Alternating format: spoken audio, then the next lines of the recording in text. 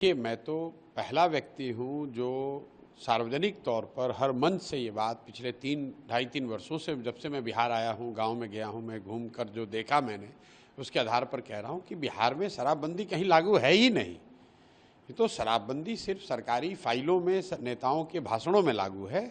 शराबबंदी के नाम पे शराब की दुकानें बंद की गई हैं, घर घर शराब बिक रही है। और आज की जो घटना कल की है ये तो दुखद है, बहुत दुखद है। लेकिन इसी छपरा में 1.5 साल पहले करीब करीब 70 से ज़्यादा लोगों की दुखद मृत्यु हुई थी।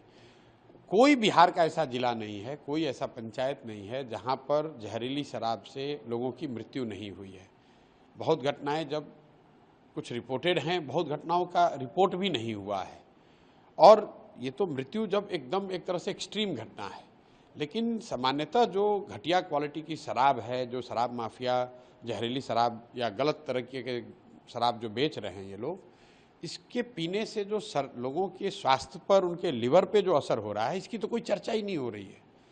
और ये जो घर घर बिकने वाली शराब है, कहीं ना कहीं बिहार के समाज को, बिहार की सरकार को ये समझना होगा कि आप शराबबंदी के नाम पर दुकान बंद किए हुए हैं, हर घर में शराब बिक रही है और जहरीली और गलत शराब बिक रही है। 10 रुपये की शराब 100 रुपये में बिक रहा है।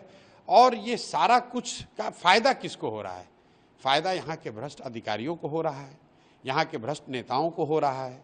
और जो बहुत बड़े पैमाने पर शराब माफिया है यहाँ पर, जो इस शराब के धंधे से 15 से 20 हज़ार करोड़ रुपया कमा रहा है, ये लोगों की मिली भगत है जिन्होंने एक ये भौकाल खड़ा किया हुआ है कि शराबबंदी पब्लिक चाहती है, अगर शराबबंदी के खिलाफ बोलिएगा तो वोट नहीं मिलेगा। इसीलिए जनसुराज में हम पहले दिन से कह रहे हैं कि भाई वोट मिले या ना मिले, ये निर्णय, शराबबंदी का निर्णय बिहार के पक्ष में नहीं है, बिहार के जनता के पक्ष में नहीं है। इससे पहली बात कि कहीं शराबबंदी है नहीं, घर घर में शराब बिक रही है। और इस तरह के स्पूरियस लिकर से, जहरीली शराब के पीने से लोगों का स्वास्थ्य, उनकी मृत्यु हो रही है, उनके स्वास्थ्य को हानि हो रही है। सरकार का बिहार जैसे गरीब राज्य का हर साल 15 से 20 हज़ार करोड़ का नुकसान हो रहा है। और ये पैसा अधिकारी, नेता और शराब माफिया लूट रहे हैं। और इतनी एक तरह से संवेदनहीनता आ गई है कि इतनी मौत के बाद, इतनी दुखद मृत्यु के बाद सरकार की ओर से, सरकार के मुखिया नीतीश कुमार वहां जाएंगे तक नहीं।